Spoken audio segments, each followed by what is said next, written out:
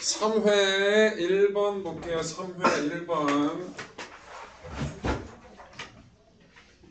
자, 여러분들 거기 보시면 전파 수신기가 있고 신호 분석기가 있대요.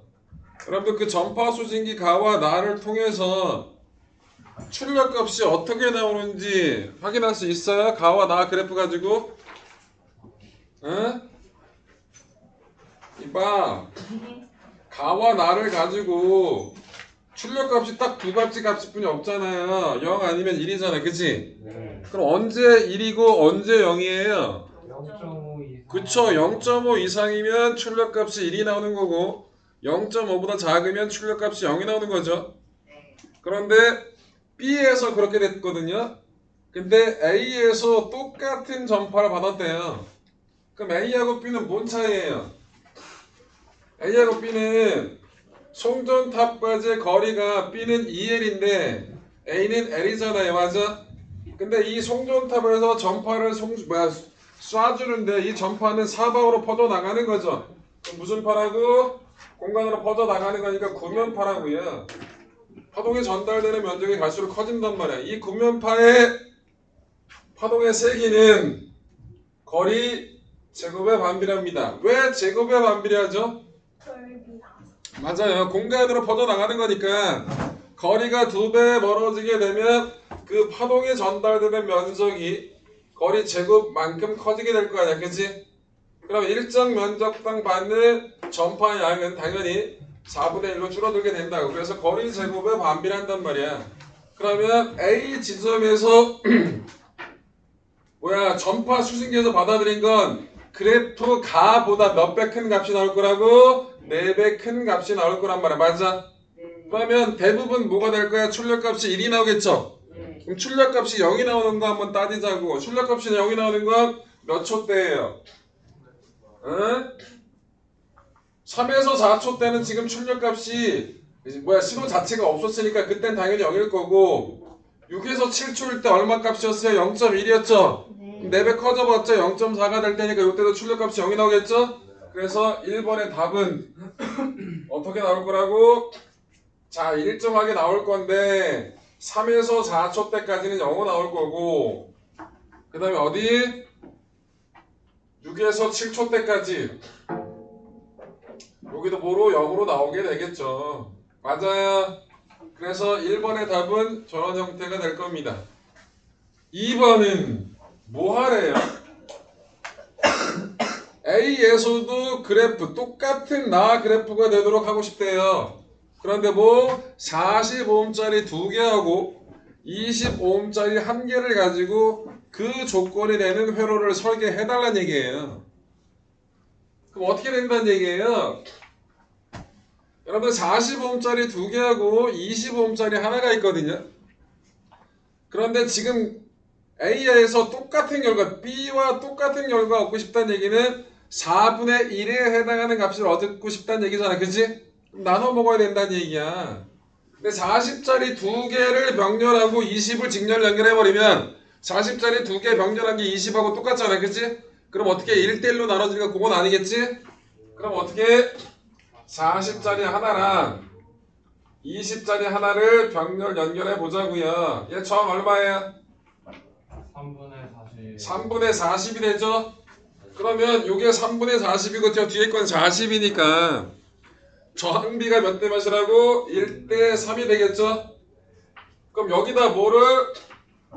신호 분석기를 놓고요. 병렬로 여기다 뭐를? 전파 수신기를 연결하면 되겠네요. 그럼 전파 수신기에서 받아들인 놈을 신호 분석기에서 확인을 할 때 어떻게 했다는 얘기야? 얘가 저항비가 1대 3이 되니까 전압을 1대 3으로 나눠 먹겠지? 그럼 전압이 4분의 1로 작아지게 될 거 아니야. 맞아? 그래서 이런 형태로 회로를 꾸며주면 된다. 그 얘기인 거죠. 문제 A도 이해돼요? 네.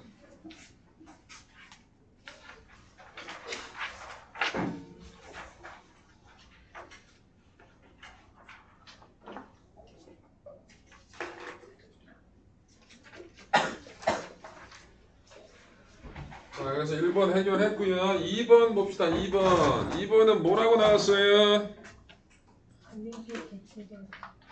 자, 올림픽 18회 올림픽이 도쿄 올림픽이었대요. 19회가 멕시코시티, 20회가 뮌헨이었답니다. 기록을 한번 볼까요? 멀리뛰기는 어디서 기록이 제일 좋았어요? 멕시코시티. 세단뛰기는 멕시코시티. 높이뛰기 멕시코. 마라톤 도쿄. 마라톤은 멕시코시티가 제일 안 좋았네. 여러분들 멀리뛰기, 세단뛰기, 높이뛰기 이런 것들은 중력이 큰 게 좋아, 작은 게 좋아? 당연히 작은 게 좋아. 공기 양이 많은 게 좋아, 적은 게 좋아? 적은 게 좋겠지. 공기 저항력을 덜 받으면 좋을 테니까. 그런데 마라톤은 공기가 양이 적어지면 숨을 못 쉰단 말이야. 호흡이 안 된다고. 실제로 여러분들 고산지대에서 우리나라가 이란 원정만 가면 축구가 개 못해요. 이란 원정 경기만 가면 우리나라 승률이 거의 쓰레기가 나와요. 이란 원정만 가면 승률이 거의 몇 번 이긴 적이 없어. 승률이 그렇게 쓰레기가 되는 이유가 그 이란 홈구장이 일단 고산지대예요. 해발 고도가 2000m가 넘어갈 거예요. 진짜로. 그 다음에 여기 경기장의 수용 인원이 8만 명이에요. 근데 여기는 아랍이잖아. 아랍 국가잖아. 여성은 출입 금지야. 이슬람 율법상. 지금은 바뀌었는데 바뀐 지 몇 년 안 됐거든. 그럼 그 경기장만 가면 8만 명의 남자들이 이란을 응원해요. 그 엄청난 말도 안 되는 분위기. 더더구나 고산지대. 우리나라 애들이 뛰지를 못해. 호흡이 안 돼서 적응이 안 되기 때문에. 그래서 이란 원정만 가면 엄청나게 힘들어 하거든요. 자, 그런 느낌이에요. 그러면 요거 가지고 너 3회 없어? 아니에요? 아니 주님아 프린트는 가져와야지. 아니 진짜 사기네요. 너 온지 제가 하나 6개월이 넘었는데 네. 금요일날 물리만 했어. 그랬어요? 수학 검색. 아니 진짜 사기네요. 쌍만 가잖아. 자, 가보겠습니다. 1번 자료 2. 우리나라는 최근에 태백 선수촌을 새로 건설하였다. 여러분들 선수촌은 올림픽이라든지 세계 대회를 나갈 때 합숙 훈련하는 장소예요. 선수촌이 있는 나라가 많을까 적을까? 되게 적어요. 돈이 없잖아. 없어요. 보통 선수촌은 예전 공산 국가들 빼고 많지가 않아요. 우리는 그때 스포츠에 목숨 걸었던 시기가 있어가지고. 그리고 네, 세계적으로 우리나라를 잘 모르잖아요. 그러면 세계적으로 그나마 알릴 수 있는 게 올림픽에서 메달 많이 따고 등등 이런 거 하면 그나마 좀 알릴 수 있다라는 거에서 한때 많이 올인을 했었죠. 포상금도 많이 주고. 여러분들 올림픽 나가서 금메달 따면 뭐? 돈 받잖아요. 연금 줘요, 연금. 금메달 하나 따면 올림픽 나가서 평생 뒤질 때까지 한 돈 100만 원 나올걸요? 한 달에 죽을 때까지 한 달에요. 한 달에 100만 원.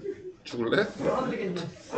그걸 연금으로 받을 수도 있고요. 일시불로 받을 수도 있긴 한데 연금으로 받으면 올림픽 금메달 한 100만 원 나올 거예요.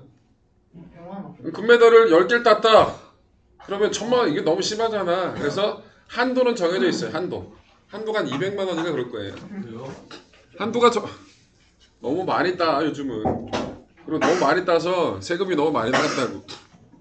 그래서 한도가 있고 그런 애들은 일시불로 받고요. 그래서 올림픽에 목숨 거는 이유가 비인기 종목에서 올림픽에 목숨 거는 이유는 그 돈 때문에 그래요. 연금 때문에. 그래서 어찌됐든 우리나라는 선수촌 운영하는데 선수촌이 어디에 있었어? 태능에 있었거든. 태능. 근데 태백 선수촌을 따로 만들었고요. 그 다음에 진천에도 지금 선수촌 하나 또 만들어 놓긴 했어요. 자, 어찌됐든 처음에 신설될 때는 사이클 선수들의 지구력을 기르기 위해 이용했지만 시간이 지남에 따라 많은 운송들이 사용했다. 얘는 태백산이라서 여기 해발 고도가 한 1000m가 넘어갈 거예요. 여기서 훈련하게 되면 호흡이 안 돼. 말 그대로 여러분들 왜 호흡이 안 돼? 예, 산소 양이 공기 양이 현저히 줄어들기 때문에 어떻게 됩니까? 평상시보다 호흡하는 게 산소 양이 적으니까 호흡이 잘 안 될 거 아니야. 여기서 적응 훈련을 많이들 한다고요. 실제로. 그래서 일부러 만들어 놓은 겁니다. 자, 가볼게요. 1번 물에 끓는 점은 멕시코시티보다 도쿄에서 높다. 맞아 틀려? 여러분 기압이 높을수록 끓는 점은 당연히 높아지는 거죠. 그 멕시코시티가 고산지대에 있을 테니까 도쿄보다 끓는 점이 낮을 거 아니야. 그래서 1번은 맞겠네요. 2번 혈액 내에 적혈구 수가 많을수록 고산지대에 적응이 쉽다. 맞겠죠? 여러분들 고산병 들어봤지? 고산병이 뭐야? 높은 곳에 올라갔을 때 호흡곤란 등 여러 가지 증상, 뭐 일단 두통뿐만 아니라 이 고산병에 가면 기본적으로 한 3, 4일 정도 지켜봐요. 그럼 3 정도를 지켜봤을 때 정상으로 되돌아오는 사람들은 괜찮아. 그런데 정상이 되돌아오지 않는 사람들이 있어요. 계속 그 증상을 유지하는 사람들이 있어요. 이런 사람들은 적응 못한 거야. 고산지대 올라가게 되면 어떻게 그 산소가 좀 희박한 상황이기 때문에 보통 적혈구의 수치를 늘리는 쪽으로 적응을 하거든요. 사람이. 그렇게 적응한 사람이 있는 반면 적혈구 수치가 별로 늘어나지 않는 사람들도 있어요. 이런 사람들은 그냥 내려와야 돼요. 실제로 우리나라에서 히말라야 트레킹 많이들 가는데 4,000m급에서 많이들 간단 말이야. 근데 거기서 적응을 못 하시는 분들은 내려와야 돼요. 계속 가면 어떻게 돼요? 어? 계속 가면 어떻게 돼요? 뭐 한다고? 계속 가면 어떻게 돼요? 계속 있게 권하진 않고요. 그 의사 동행해요. 그런 것들은 다. 기본적으로 내려가게끔. 그리고 본인이 있으라고 해도 못 있어요. 너무 힘들어서. 몸이 너무 아파 죽을 것 같거든.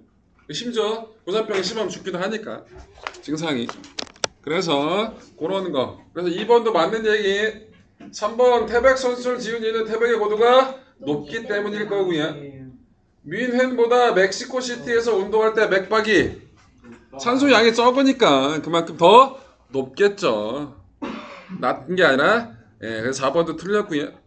같은 훈련량을 기준으로 태능 선수촌보다 태백 선수의 훈련이 선수들의 심폐기능을 증가시켜주는 역할을 하겠죠. 산소량이 적으니까. 답이 그래서 1번, 2번, 5번이 되겠습니다.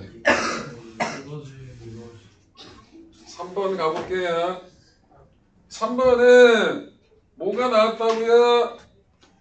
물체와 같은 방향의 상을 관찰하였다. 얘가 뒤집어졌다, 안 뒤집어졌다? 안 뒤집어졌다라는 거예요. 그러면 여기서 어떻게 나란하게 간 빛이 일단 빛이 모여야 될 거 아니야. 대물렌즈도 빛을 모여야 됐거든요. 그럼 여기서 볼록 렌즈가 있어서 얘를 모을 거예요. 자, 그런데 이렇게 모아지다가 여기서 뭐를 놓는다고? 오목 렌즈를 놔요. 그래서 얘를 어떻게 해요? 왔던 빛이 나란하게. 그래 놓고 여기서 눈에 뭐가 있어? 수정체가 있을 거 아니야? 여기서 수정체에서 어떻게 상이 이렇게 맺히게끔 뒤집어지지 않게끔. 요거 말고 여러분들 모두 있어요. 이렇게 볼록 렌즈 2개를 놔도 되거든요. 근데 볼록 렌즈를 2개를 놓게 되면 어떻게 돼요? 이렇게 들어가는 게 이렇게 가는 거거든. 이렇게 가서 이렇게 가. 그럼 얘는 어떻게 된다고? 뒤집어지게 되는 거예요. 기본적으로. 그래서 나란하게 들어간 빛이 나란하게 튀어나오게 돼야 되거든요.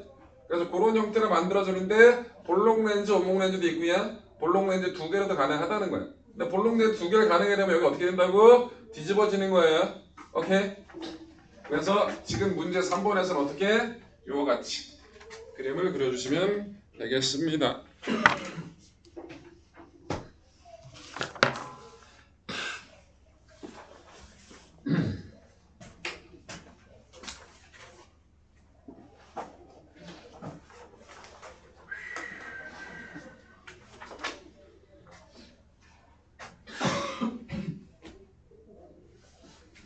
(4번)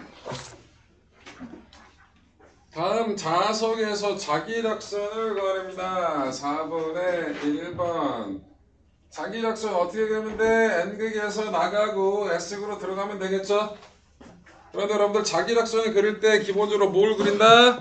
패곡선이 되게 그립니다. 패곡선. 그래서 여기서 하나 이렇게 똑바로 나가는 건 패곡선을 못 그리겠지. 요거 빼고. 근데 가운데서 연결해주긴 해야 돼 이렇게. 자 그러면 이렇게 나가서 들어간다. 이렇게 그려주시면 되겠고요. 여기다 하나만 더 그리자. 이렇게 n에서 나가서 s로 들어가게끔 그려주시면 되겠죠. 1번은 저렇게 되겠고요. 2번은 자석 두 개를 겹쳤네요. 여기가 n극 여기가 s극 이렇게 돼 있는데 n이고 s고 n이고 s. 그럼 어떻게 하면 돼요? 일단 n에서 나가서 s로 들어가는 이런 형태의 그림을 하나 그려주시면 될 거고요. 밑에도 이렇게 하나 그리면 되겠죠. 이렇게 가서 이렇게 나가고 이렇게 가고 이렇게 들어간다. 근데 여기가 n이고 여기가 s니까 여기서 나가서 여기로 들어갈 수도 있잖아요. 그죠? 그럼 이렇게 하나 그려주시면 될 거예요. 이렇게 n에서 나가서 s로 들어가게끔. 여기도 마찬가지 n에서 나가서 s로 들어가게끔 이렇게 그려주시면 되겠죠. 됐어요. 그래서 2번은 이런 형태로 그려주시면 되겠습니다. 3번. 자.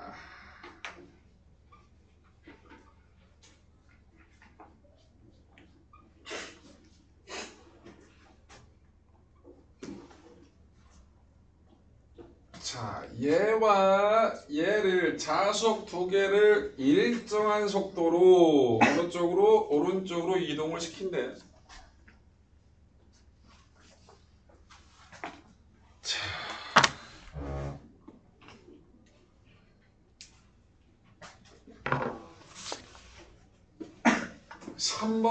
3번에서는 볼까요?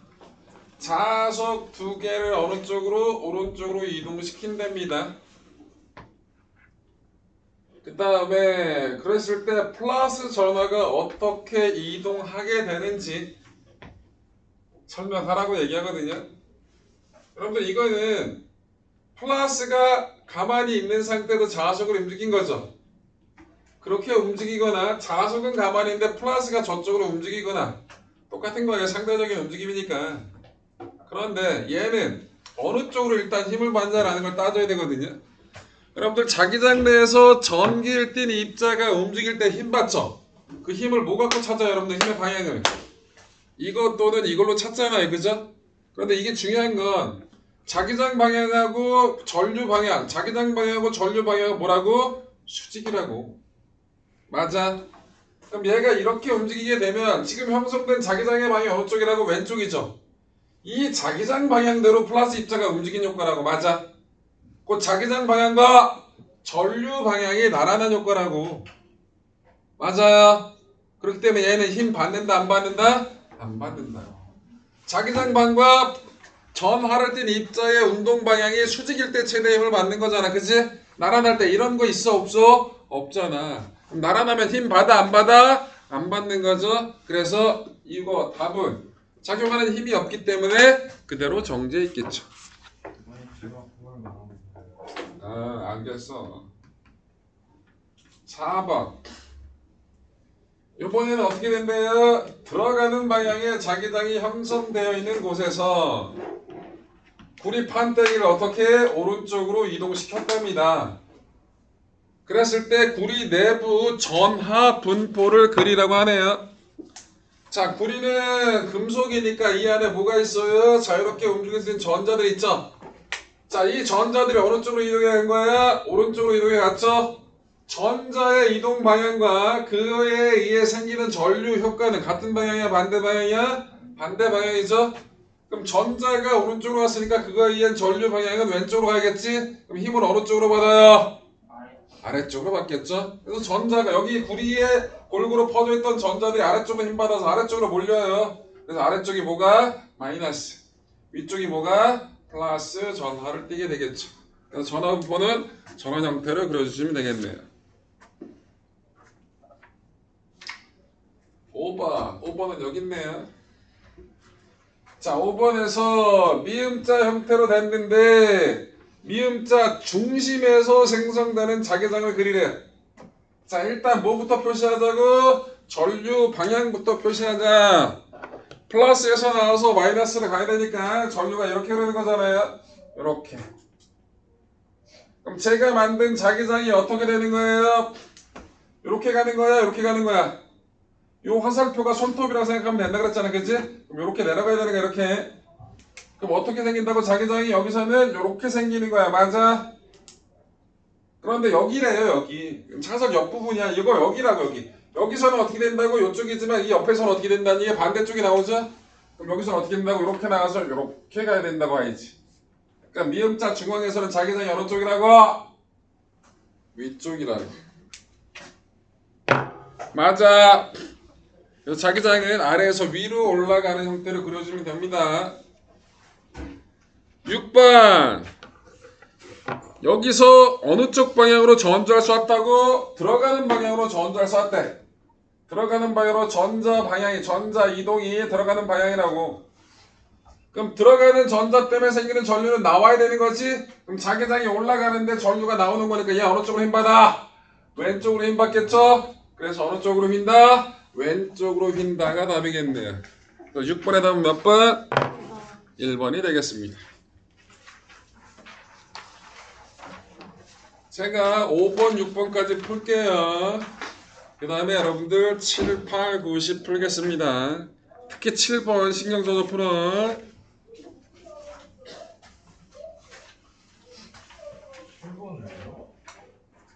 7번 신경 써서 풀라고. 지금 5번 내가 할 거고. 왜 딴짓하고 있다가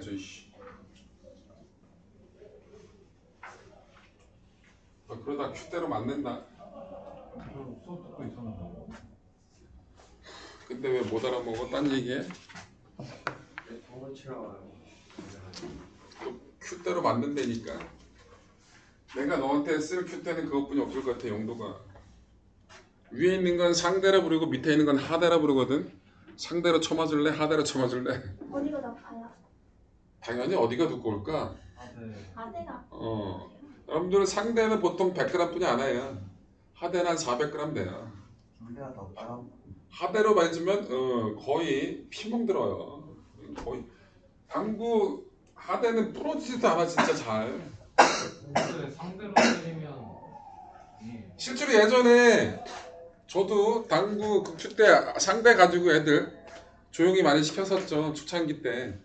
그때 많이 때릴 때니까 대가리 치면 개 아프거든요. 근데 걔를 그 길이 말고 조금 짧게 자르잖아요. 한 3분의 2 정도로. 그 머리를 세게 치는 게 아니라 텅 중력에 이용해서 때리잖아요. 되게 맑은 소리가 나는 애들이 있어요. 진짜 목탁 소리가 나는데 되게 맑은 소리가. 쳐맞고 개 좋아해요. 자, 근데 걔 진짜 잘 쳐요. 뭐라고? 하준이 진짜 잘 쳐요. 하준이가 누구야? 진수 친구예요. 얘들 남친이에요. 자, 얘는 D고 얘는 D래요. 간격이. 그런데 A는 여기서 등속 운동을 했대잖아요.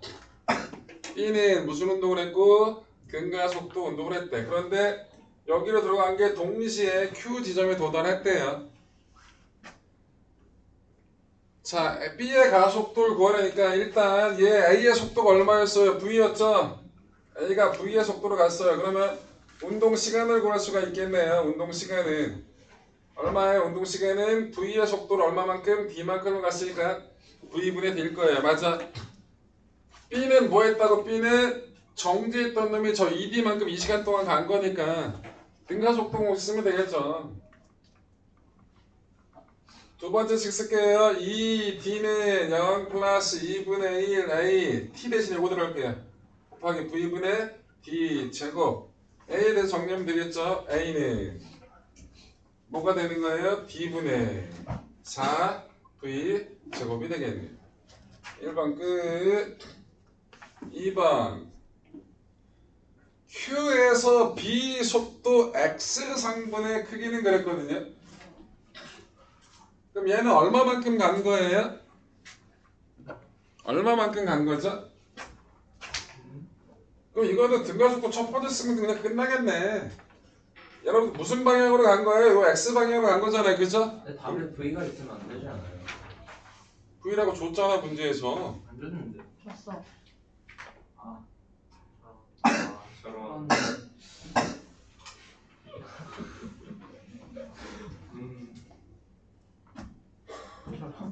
여기가 1이고 여기가 D면 여기는 루트 3D죠? 그러면 몇 초 동안에 T초 동안에 요 V분의 D초 동안에 루트 3D만큼을 간 거야 X방향으로. 맞아. 그때 X방향의 속도를 구하라니까 뭐 하면 돼? 그냥 이거 쓰면 되냐? V는 V0 더하기 AT? 네. X방향으로 썼으니까 0 플러스 가속도가 D분의 4V제곱이고 T가 V분의 D V분의 D야? 그럼 얼마야? 4V 어? 4V요 4V야? 응. 아 이거 근데 이거 거기서 추상이에요? 코사인 값을 못 아 진짜 이 가속도는 이 전체 가속도 방이다 이 성분이 아니잖아. 네. 맞아. 이걸 쓰려면 이 가속도 이걸 쓰는 게 아니라 요거에 뭔 성분이라 요 성분이 필요한 거죠? 맞아요. 그럼 뭐겠냐고. 요 A가 아니라 여기다 뭐가 들어갈 거예요? AX는 A에다가 뭘 곱한 거예요? 여기를 세타라 가면 코사인 값인가요? 30이요. 코사인 30을 곱한 거죠?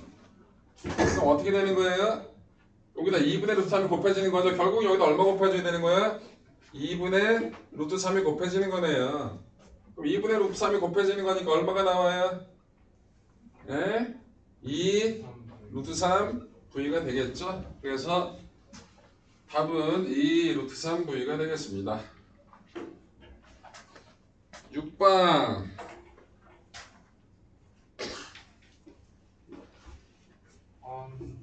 진짜 개추.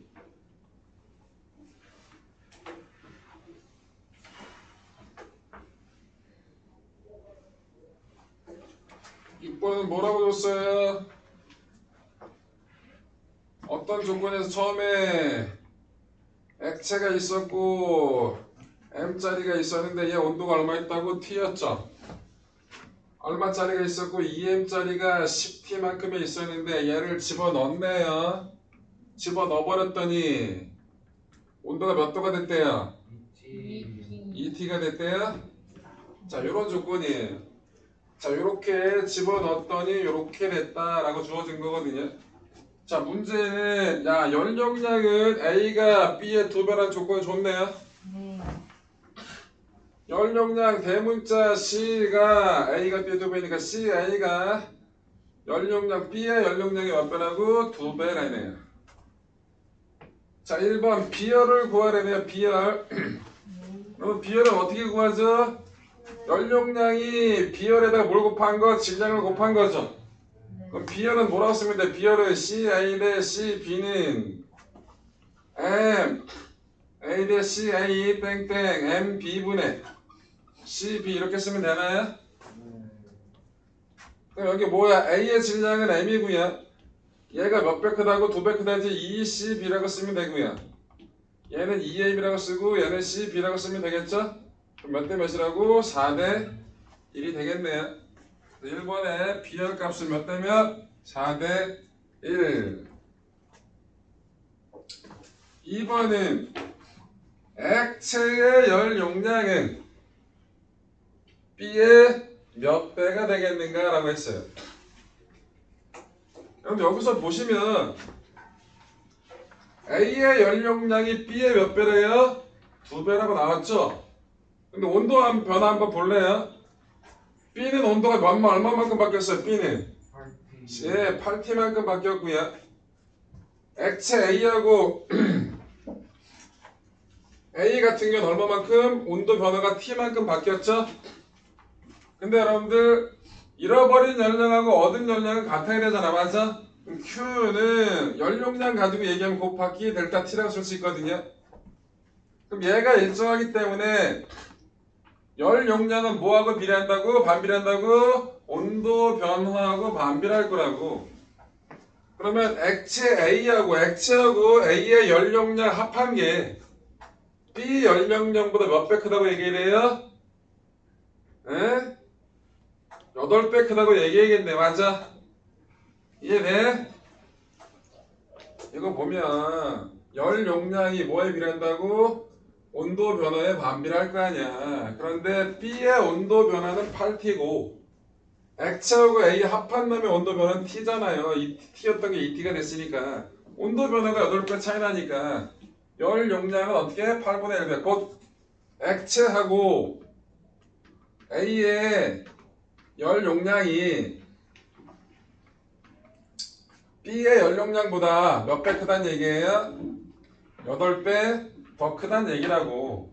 맞아? 그런데 A의 열 용량이 B보다 몇 배 더 크대? 2배 더 크지? 이 전체가 8배 큰데 얘 혼자만은 2배 더 크대잖아. 그지? 그럼 액체 열 용량은 몇 배냐고. B 열 용량에 몇 배라고?